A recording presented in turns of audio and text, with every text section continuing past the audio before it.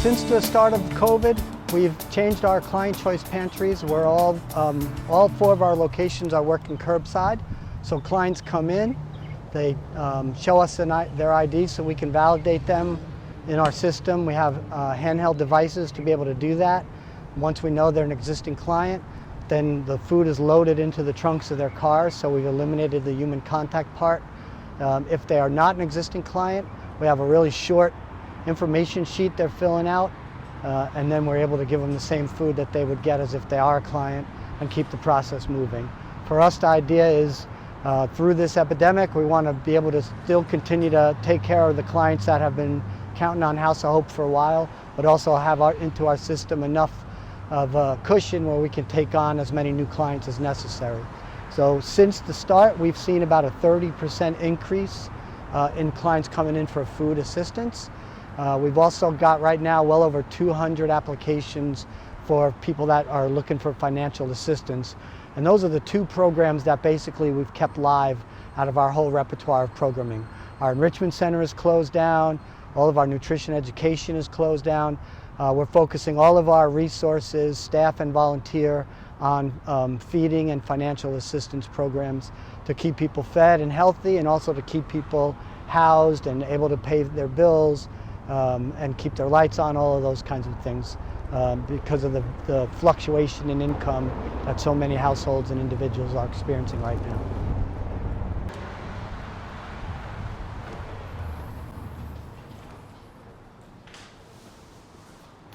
So for us, process is still similar. Like I said, we're checking our clients, validating that they're an active client, or getting them the short enrollment form. Once that's done, then they're in the system if they're new, so they can come back and repeat on their cycle if they need services again. It also gives us a live entry point if they do call looking for financial assistance after we've given them food support. So now they're an active, engaged client within the system.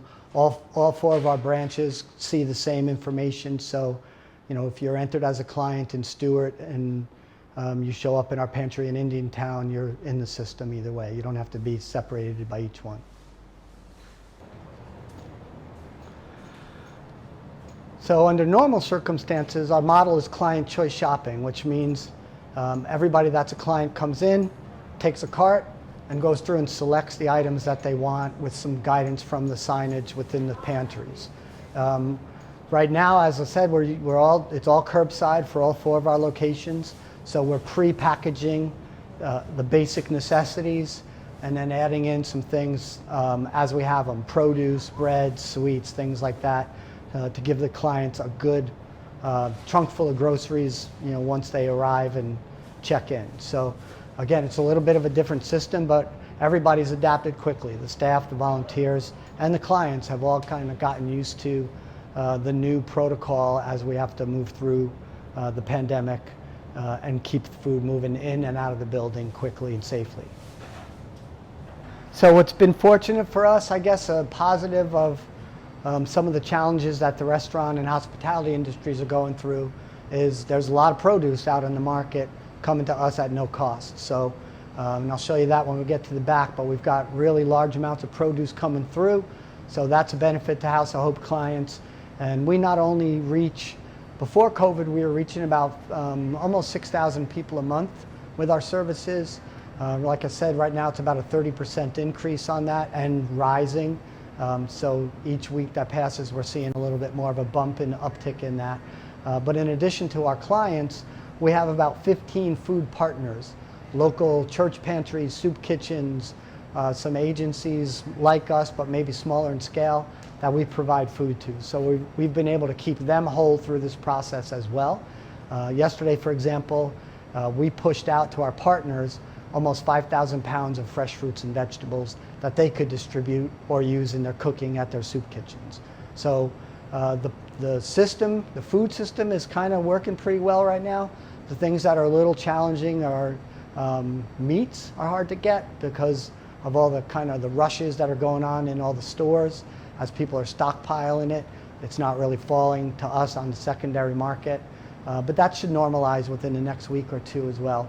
But produce has been absolutely outstanding. Plus we have our farm out in Palm City where both of our greenhouses out there, our hydroponic greenhouses, are producing at a high volume. So we're doing 2 harvests a week out there and bringing really some of the freshest lettuces and broccoli, cauliflower, peppers. So we're able to pull those into our system, package them out, and get them out to our 4 locations and our partners as well.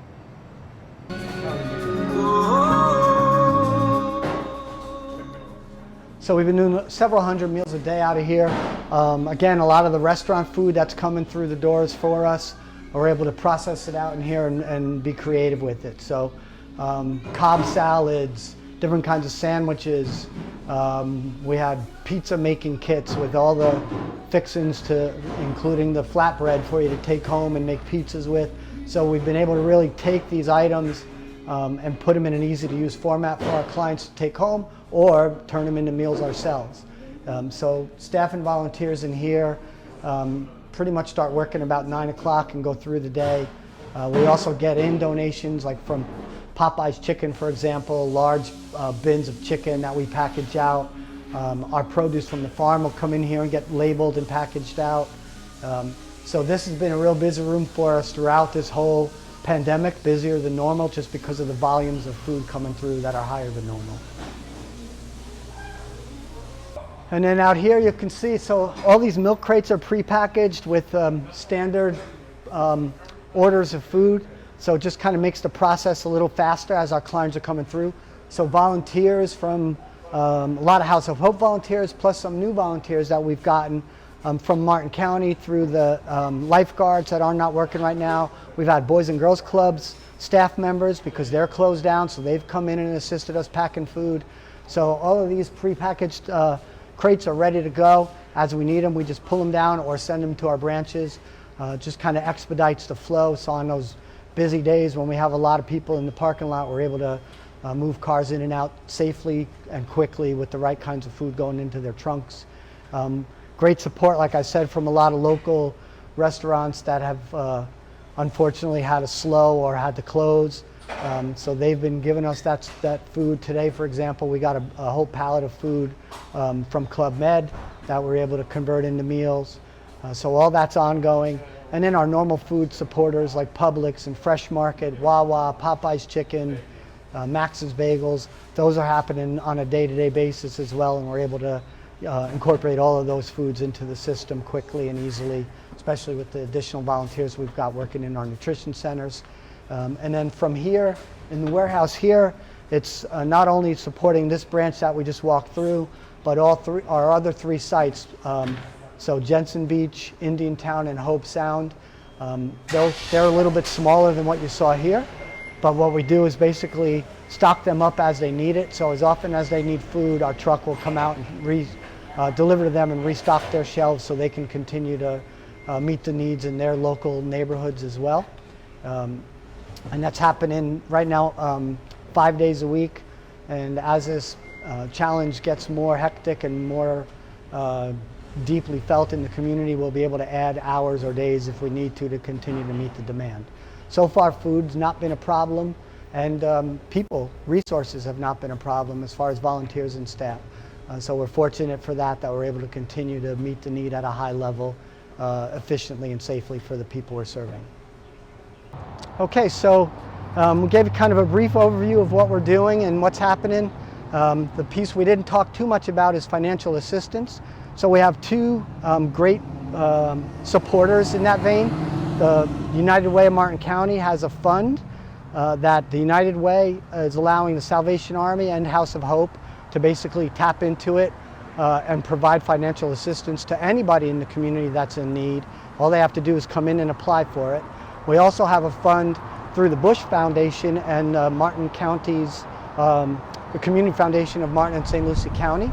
So those dollars are targeted, it's Serve the Servers, so they're targeted towards displaced workers in the restaurant industry. So in Martin County, House of Hope can write to that fund.